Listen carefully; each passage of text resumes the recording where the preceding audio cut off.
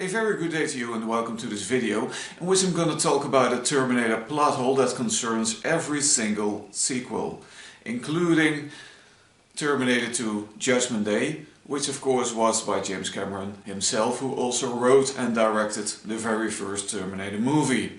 Now don't get me wrong, I love Terminator movies and I think Terminator 2 Judgment Day is the best action movie I have ever seen in cinema until this very day, even though it has been 30 years already. Ever since I wanted to be in a Terminator movie, and guess what? I'm in one! I need your clothes, your boots and your motorcycle. No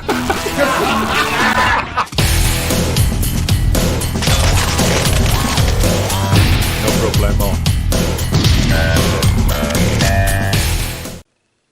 Now that was just a little joke, don't take it all too serious. Now let's get down to business. To talk about this plot hole we have to go back to the very first 1984 Terminator movie. Because, well, it's all about this very next scene from that movie. That is a conversation between Dr. Silberman and Kyle Reese. Is that when you captured the lab complex and found that, what is it called? The time displacement equipment? That's right. The Terminator had already gone through. Connor sent me to intercept and they blew the whole place. Well, how are you supposed to get back? I can't. Nobody goes home. Nobody else comes through.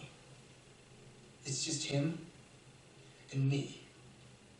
Okay, so what's so special about this scene? Well, even though he doesn't say it with the exact words, Kyle Reese implicates that there was only one time machine and it was destroyed after he went through back to 1984. Which means that after he went through, nobody could be sent back in time. Of course, this is violated by James Cameron himself in the sequel Terminator 2, but, well, that's just a plot hole that I think is very important, that destroys every single Terminator sequel, except of course Terminator Salvation. And I think Terminator Salvation, story-wise, is a pretty smart story. I don't like the movie, that particular. I think that Sam Worthington does a terrible job in that movie, screaming like a pig all the time, wrestling his ways through his scenes, and, well, let's just forget about that movie. But story-wise, I think Terminator Salvation shows us what you can do without relying on the time travel issues.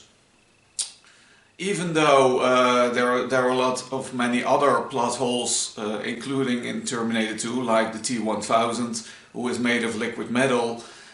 And, you know, people say, well, how can he went through time when you need to be surrounded by living tissue in order to get through the time machine? That was something I already thought of the very first time when I saw Terminator 2. So I'm already 30 years aware of that plot hole. But, you know, this plot hole has been covered already in a video on YouTube, so I just particularly thought I'd talk about the time traveling plot hole. Of course it can be bargained that, discussed, that before the Terminator from this movie went back in time, there were other Terminators sent back in time. But story-wise, this is not what the sequels are built on. Now, on the other hand,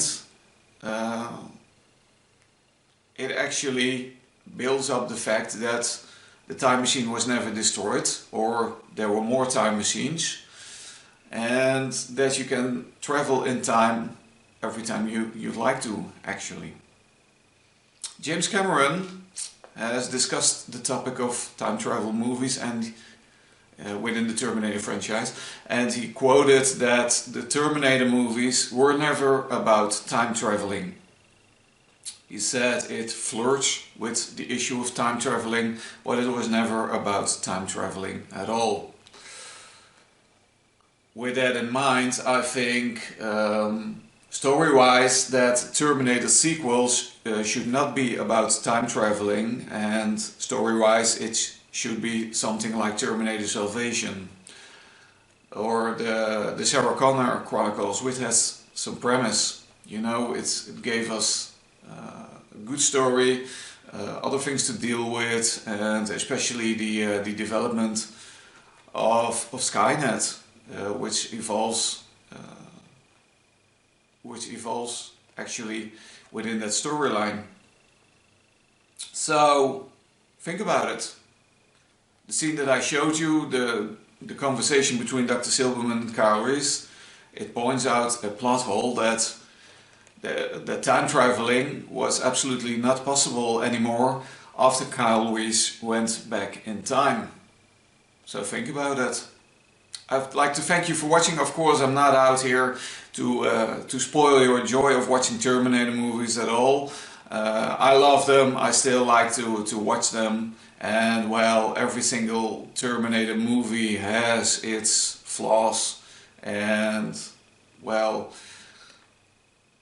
I'm that kind of person that can still enjoy these movies even with knowing about these plot holes and their flaws and all the like. Thank you for watching. You have a great day, and well, see you in the future.